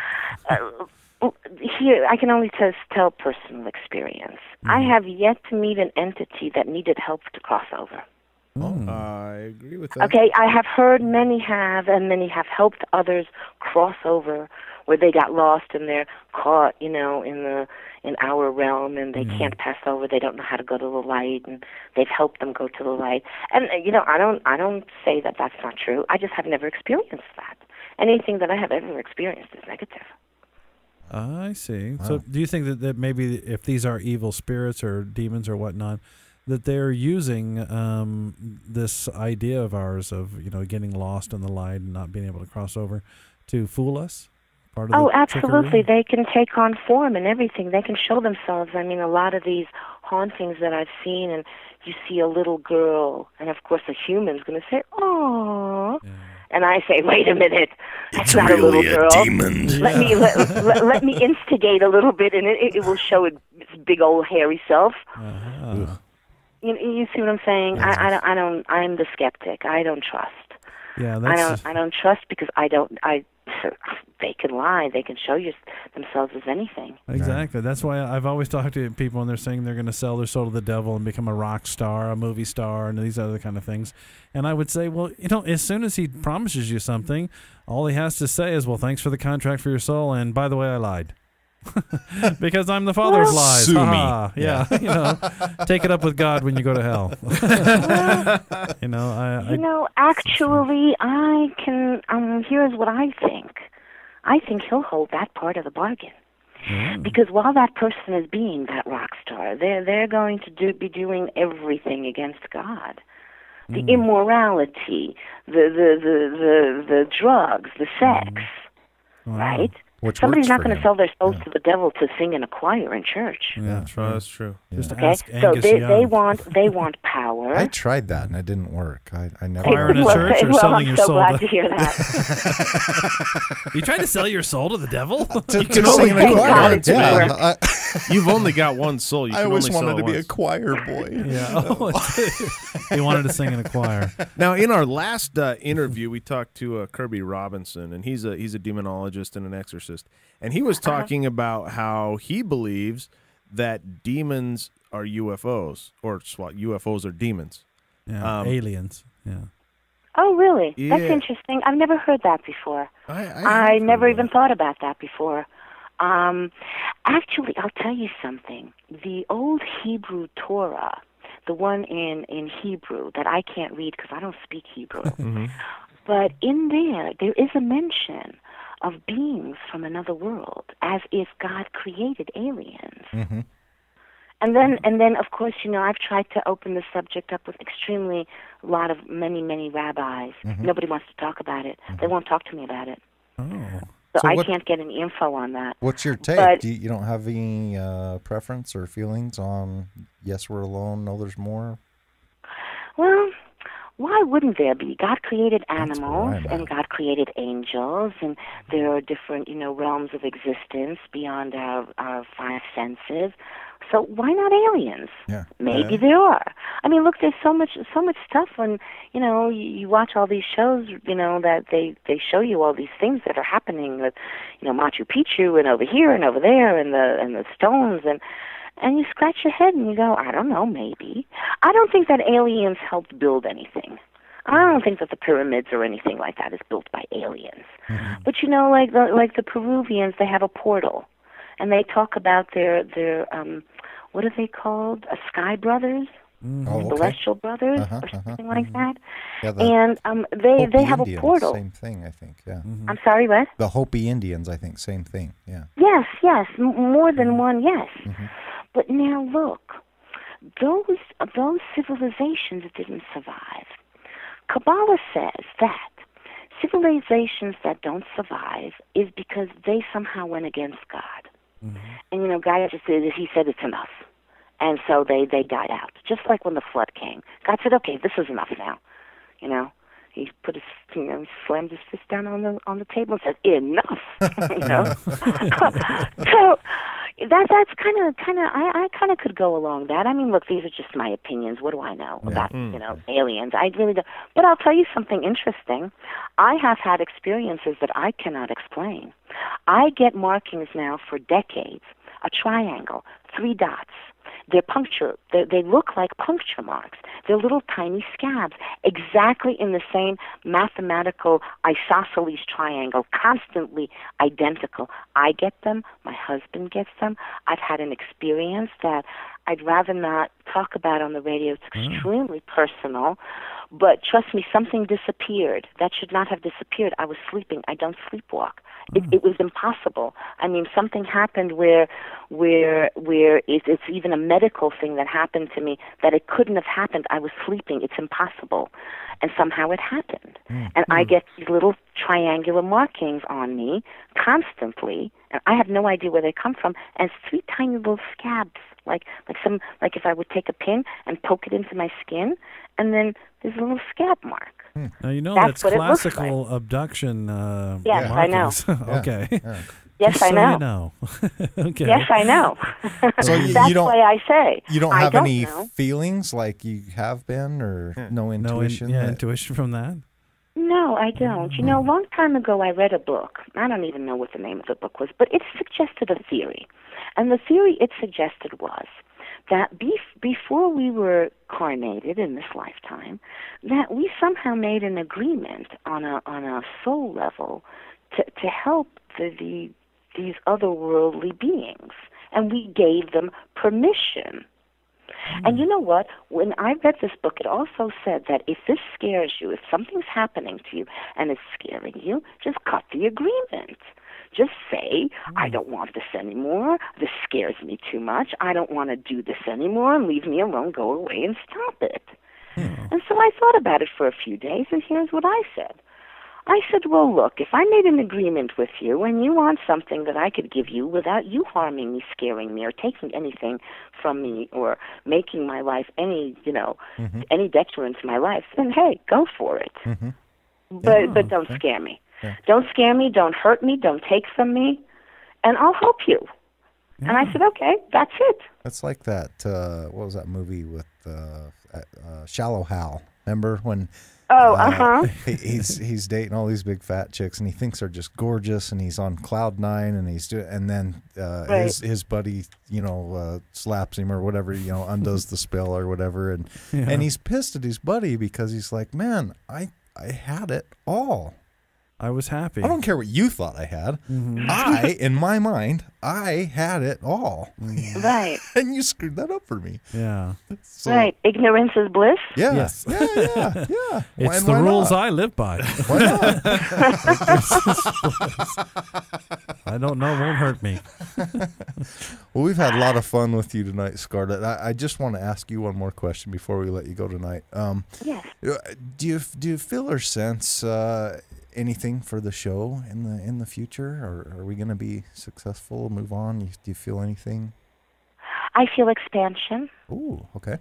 I feel an expansion. I feel that you could expand into more like a broader media, possibly video media or internet television media. I also feel now I got your link that you guys are Saturday night. You're doing live something on Inception Radio Network. Yes. I feel that is going to expand into more than one night. I feel that you guys have a very, very good opportunity. I also feel that you could take this far. Wow. That's kind of what I feel. Perfect. All right. I don't have to sell my body. That's right. Yeah. Oh, Bonus. shucks. Bonus. And I had a video man ready just to follow you around. Yeah, I don't know what we do with that 50 cents anyway. There's a lot of women who like chubby men. Ouch. With bald heads. Really. There's 5 of them in Detroit. I've got their email. Oh, you're so funny. That's great. So, Skarlet, if there's somebody that wants to get a hold of you and have a reading done or ask your advice, how would they get a hold of you? Well, they can reach me on Facebook under Skarlet Rae.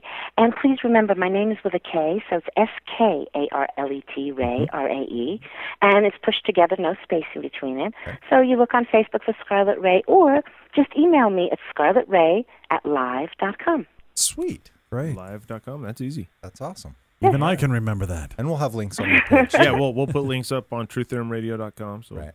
So people can just go there if they're on our page and jump over to yours. Okay. Well, that sounds great. Hey, Thank you. been great talking to you. Thank you so much. Thank you very much, Skarlet, and we appreciate you and stay in touch for sure. Awesome. Thank you so much for having me. Have a wonderful evening. Okay, thanks. Bye-bye. We'll be right back with more Truth Theorem Radio.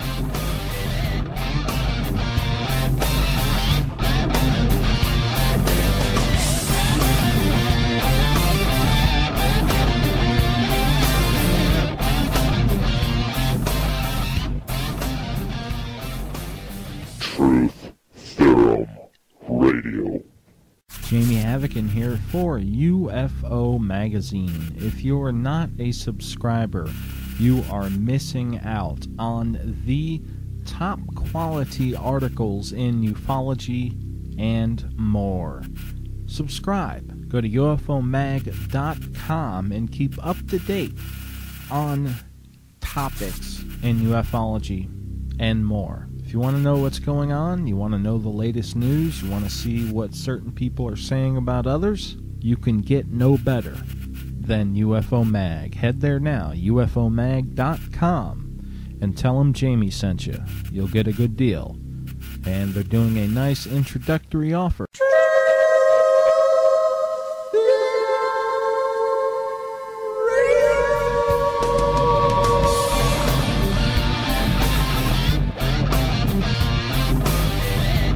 What the hell is that smell?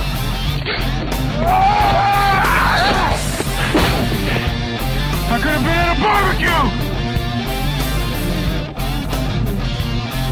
This is so nuts. I mean, listen to what you're saying.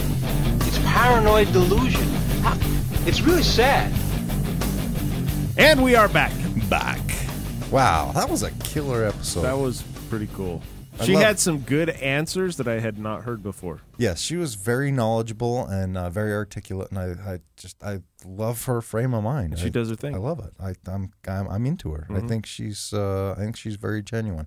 So if anybody wants a reading from Skarlet Rae, get a hold of her. Yeah, because I really like her. You know, I think we started without Rob.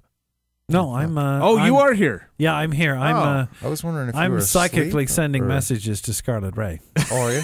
Yes, I didn't need to say anything verbally. Her and I are connecting. We've had a very nice discussion. You guys were babbling on. You're continuing the interview. Well, she has the ability. I'm just tuning in, man. Okay. All right. It's not very entertaining. I'll tell him what you said, Skarlet. Yeah.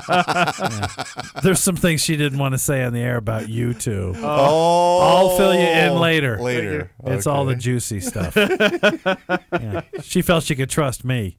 Yeah. All right. No, good. she's psychic, dude. She knows better. She knows better. She knows better. She know better. Open to aliens. Yes. I was kind of waiting. I was almost thinking she was going to throw that. Nope, we're all alone. I was almost. You know what? I have heard that the universe is finite.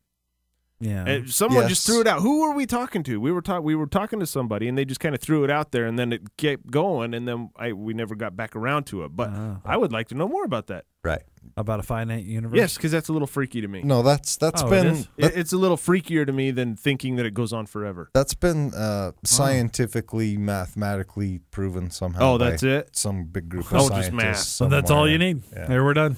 So that's scientifically accepted that the universe is finite and it is expanding. That is also mathematically, scientifically been observed. Did you notice that when she did mention that she had the marks on her body and her family did, and I mentioned that alien abduction, that she thought as long as they're not hurting me or my family, that's okay. That floored me. That floored me because I have never heard anybody say, "Hey man, if it ain't hurting nobody, go for it." And I was like, "Whoa, what?" No. That's the way I feel about it. As long as you're not going to hurt me, do what you want. No. When I go to bed, I want to stay in bed until I wake up. You're so selfish. Yes, I am a little selfish. Even I if like you to don't keep all my know, body parts. Even if you have no idea. She does have an idea because she's waking up with scabs. Okay, little puncture wounds, someplace. Yeah. Are you okay? Dale, are you all right? You all right, Dale? Dale just looked like he's seen a ghost. I don't know. I didn't hear nothing. I heard that you. also. Oh, you did? I didn't hear nothing. I heard a moan, but I thought it was Jason. It was you. I thought it was Jason. What? What? Wait, pause, play back. Yeah, pause, play back. Please stand by. Okay, so we just went back and listened to that. That was really weird. That I have freaked no me out. idea what that was. All four of us looked at each other, and honestly, I thought it came from over there. I do have headphones on, but it sounded like it came from over there to me.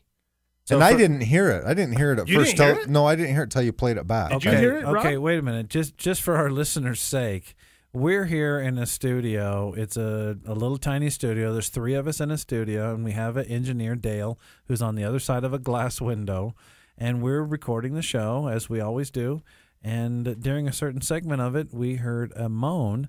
I assumed that it was Jason moaning because Jason I didn't likes even to think moan. that. I didn't think it was Jason at all. And he didn't. Warren didn't think it was, and he thought it was from Dale, who's in the engineer booth. But we just don't seem to know where this. And Yes, sir. Your mic was off. It was right after you were talking about puncture wounds, right when you were talking about her puncture wounds, and there's this moan. Anybody who happens to be listening to the show, play it back as many times as you like and tell us what you think, because it sounds like a moan to us, and we were sitting here and heard it live.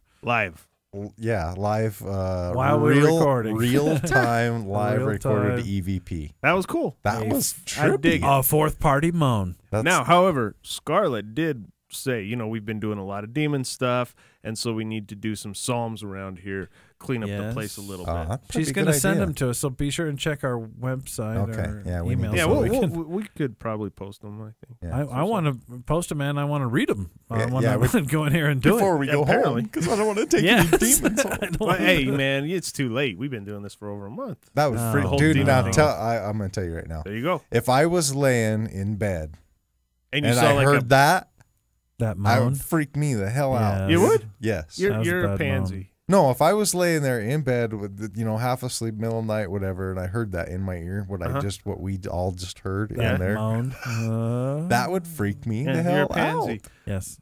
Why you hear moans and it doesn't That bother you? wouldn't No, freak you know what? out?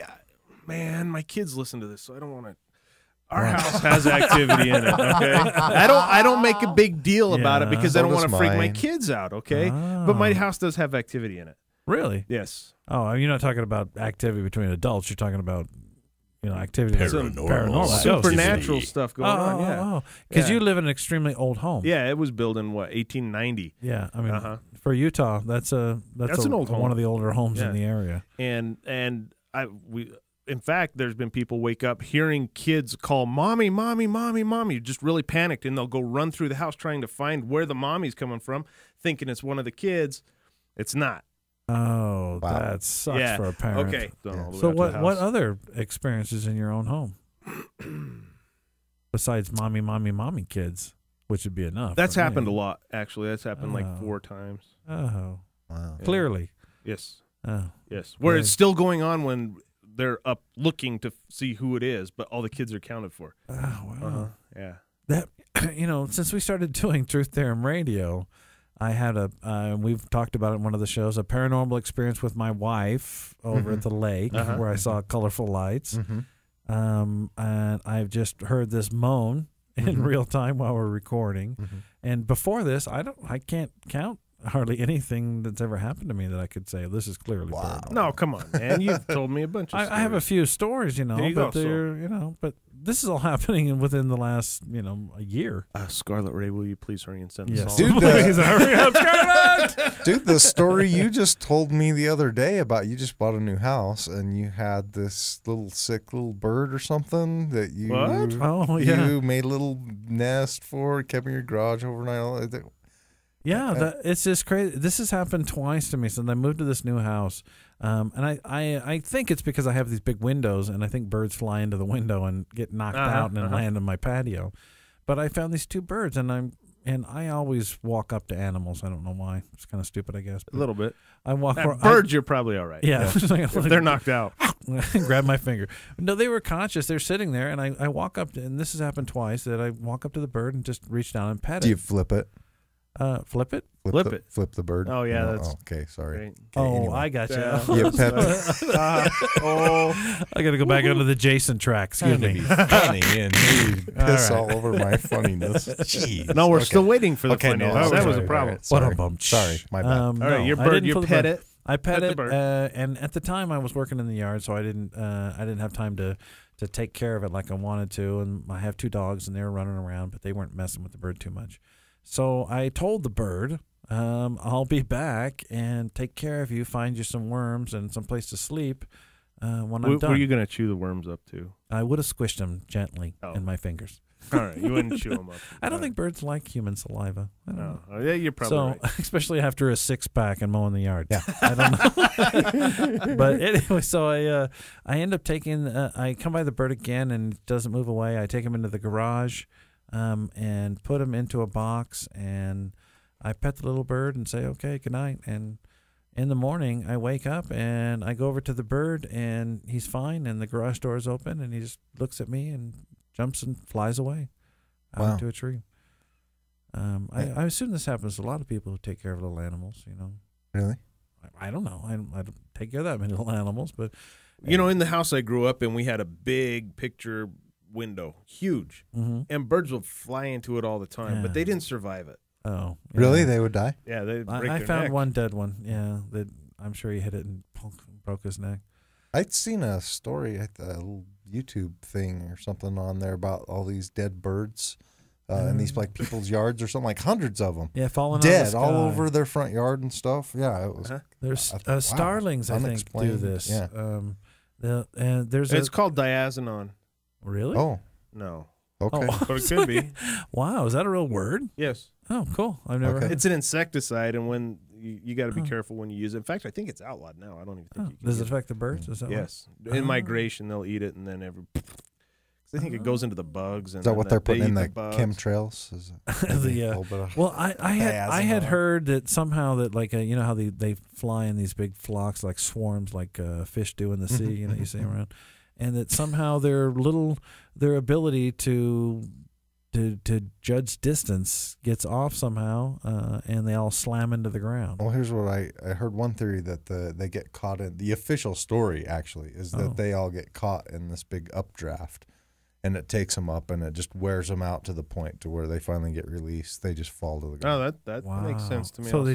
they just wear themselves out or no oxygen they or get whatever. all dizzy and whatever. I had the coolest experience, and people who probably know a lot about the ocean and nature think this is probably weird that I didn't know this, but I was in Santa Maria, California, and I'm standing on the beach, and it's a lonely beach, nothing's going on, it's in the wintertime, and I look up and I see like a brown trail across the skyline, and I can't really make it out very well, and I focus on it pretty close, and it's a highway of birds. Oh, wow. All kinds of birds, blackbirds, seabirds, seagulls. I saw just about every kind of flying bird that you can see, and it was just, I couldn't describe it anything but a highway. They were in a path that went across the shoreline, up in the sky. Wow. And that was amazing to me. I thought it was a beautiful thing. Oh, yeah. I'd start thinking end of the world. Yeah, it's like biblical shit there. Yeah. I mean, I saw little birds and great big birds, and it was just wow. And it was just a huge highway from one side to the east, from the east to the west. I was like, wow. Amazing. That's crazy. Animals are weird, huh? How they animals are a little bit intuitive too, aren't they? I think so very much. Kind of have to be tapping into something, the magnetic fields or whatever, to navigate. They fly and nest in the same tree, and fly 1,000 miles or whatever in the winter, and then come back to the very same nest. They have good maps. Their GPS is great. Is good. My dog is intuitive. I mean, if you have a dog, you know how if you just look at your dog or think an angry thought at your dog, he reacts to it. Yeah. At least mine does. Wow. I have mine very well trained. Plants have actually been a product of many university studies where they subject them to happy music and angry music, and I have a whole bunch of house plants. They do react to that, and I love all of them in a weird way. Really? Yes, it's like I don't know, like having a whole room full of special children, because none of them can move. They have to sit there and take whatever I give them, the amount of water I give them, the amount of sun I give them, the location in the room. I am complete control of it. And I walk around and I talk to them and ask them how they feel. And I know it sounds silly. It sounds silly, but I do it. And I get this little You are feeling. the plant god. That's it. You're the plant whisperer. Is that what it sounded like? Because they tell me when they're thirsty or if they don't like where they're sitting. Yeah, I want to be up on the piano. Yeah. What is this? Now they tell you like psychically? I just feel that that a plant wants to move. And sometimes I'm assuming that they're not really talking to me, that I'm reading their plant language, like a body language. You know, the way the leaves turn, the color of the leaves, how they limp, or whatnot. If you like house plants and you see your plant when it's healthy, and then you start to read the signs when it's not feeling so good or getting too much sun or not enough sun or whatever. Yeah. So I don't know how much of it is intuitive or they're communicating with me, and how much of it I'm just reading the result of me not watering them for a month. Maybe you should just be a florist, man. Really? Yeah.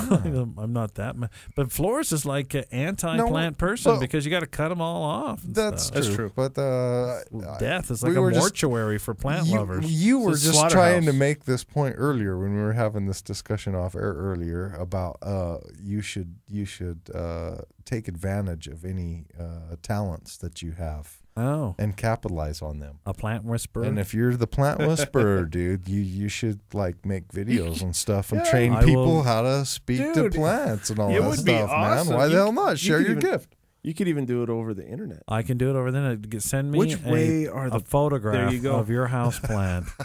I'll tell you what it's feeling. Move it 2 feet to the west. Okay, so if anybody has any sick plants out there, you can email Rob at there you go. Rob@truththermradio.com. Right. Okay, moving on.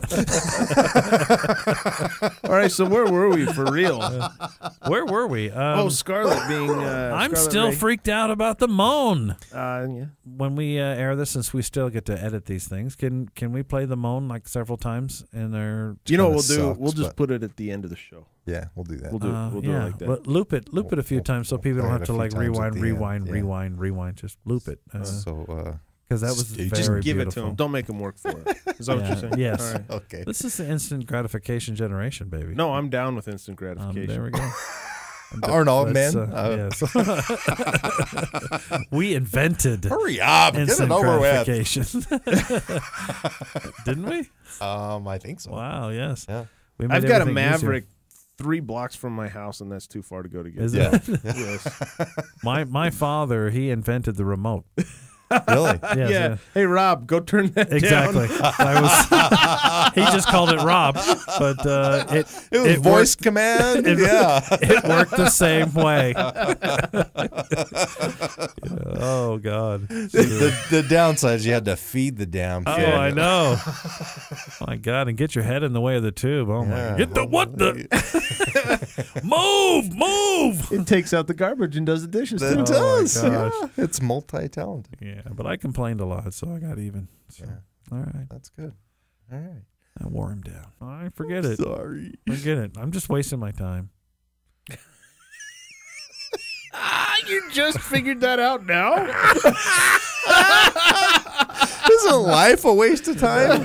Really? Come on. Not my life. Let's be serious. Isn't life a waste of time? You come here, you work your ass off, you go through all this bullshit game that we're here, you pay your goddamn taxes, you have kids and you procreate, and then you die, and in the end, what the hell does it really matter? Yes. When mankind has come and gone, what's the point? This is a truism. What you just said is a truism that every human being understands.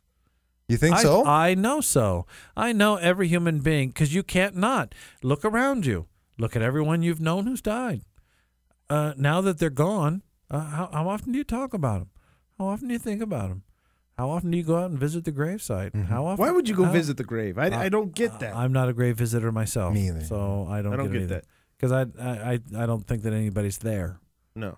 I'm not even a funeral guy. Really? No, I'm not either. I don't. Or a either. viewing? Or Viewing, that's just morbid to me. Or Let's go look at some dead Or bodies. even go to the I don't even like the go to the hospital thing. I mean, that's really a last resort to me. And the dentist, that's horrible too. Yeah. If it's like, how did we segue to the dentist? Oh, he said he doesn't like going to people? hospitals. I agree with him, and then I don't. I also don't like going to. But the what dentist. I'm saying is, if somebody's deathly ill, and like let's just say that Joe's grandma is in the hospital and she's on her deathbed and she's gonna die, and she wants her grandson to come and see her before she dies. To me, that's an improper way to have to remember somebody. Yeah, all let 'em die on tubes their run own. in and all nasty looking, half unconscious, You are and blah blah blah blah blah. selfish. Let's wouldn't you want to be remembered? I'm going to be like a cat. I'm telling you what. You're going to remember that your last memory of me is going to be of a Jason strong, riding healthy off guy. in the sunset. Because as soon as I find out I'm gone, I'm history. I'm going to be like a cat and disappear and go wherever, die somewhere. That statement away from alone everybody. is enough to have him committed. But I don't want to put I want to be remembered how I am as a healthy, vibrant individual instead of some, bedridden. How burden. many men at the old folk home, at the the retirement home, have felt and said the same things, but there they are. Yeah. And you're saying that coming from a healthy point of view, by the way. Yeah. Absolutely. Yeah. So Absolutely. when you get into that situation, And you might not feel the same way. Correct. So You're hard right. to let it go, and I think all of us have this optimistic view that it's going to get better. It's going to get better, even when things start getting worse. It's going to get better because in our life, our experience is that when things get bad, eventually they get better. Uh-huh. I always had a saying when I was a teenager growing up: is that, you know what? It's all going to work out in the end, one way or the other. Oh, yeah. And somehow that made me feel better. But I'd be able to get through my circumstance. in your or elderly whatever. years, in your 80s and 90s, in a retirement home, rest home, or whatever nursing home, it's not going to get better. But it'll work out. No, but you always have the crafts on In the end. Tuesdays. You can look forward to something. Yeah, there we go. It's craft night. No, glue that there, honey. Yeah, that's good job, Rob. Yeah. Oh, he's not drooling today. Congratulations. See, it's a good day. Would you like me to change your diaper for you? That's the one that bothers me. That's the one, not being able to go to the bathroom by myself. That bothers me. I'm 50 years old, and I've never had to experience that so far, that I can remember, except for infancy. But the idea of another person who's not especially related to you, wiping your butt for you, that's just too degrading for me. But yeah. A little TMI too. Yeah, sorry. Yeah. Well, I guess nobody chooses that. Nobody chooses that. But. I was trying to think of something else. Were you? Yeah. Was it your dentist again? No. When you were talking about people wiping your butt, I was like, something better. Dead puppies, dead puppies, dead puppies, dead puppies. Don't worry, I had it bleached. It's like it's not even there. Oh. What the A hell? good bleaching and a razor changes everything. I'm telling you. Wow. But watch out for next. That is WTMI. That'll last a lifetime. That will, buddy. All right. Well, that was a great episode with Skarlet Rae, and we really appreciate having her on our show. Yes. And visit our webpage, and there will be links to get to her site. And if you need some romantic advice. Yeah, hook her up. She can Let her do tune stuff over the phone or whatever. So that's great. There it Now, is. yes, we need to close this show because I want to hear that voice again. Yeah, Okay. we're going to do that, and we'll loop that at the end a couple of times here for you. I have the jitters now. This is the jittering Rob. I have not been jittered, and so I'm jittering now. Are you really? Yes. Seriously? That really tripped me out. I have heard EVP before, but I've never heard EVP in real time. Yeah. And I've never had headphones on when it happened. That was really cool. And I've always wondered why we haven't got EVP here, because we've all kind of had experience. Well, Dale and I have anyway. I don't know about you guys, but they see things. I haven't seen or heard anything until now. So and so thank you for listening, but we got to go. Okay. Goodbye. See you. Bye. Bye.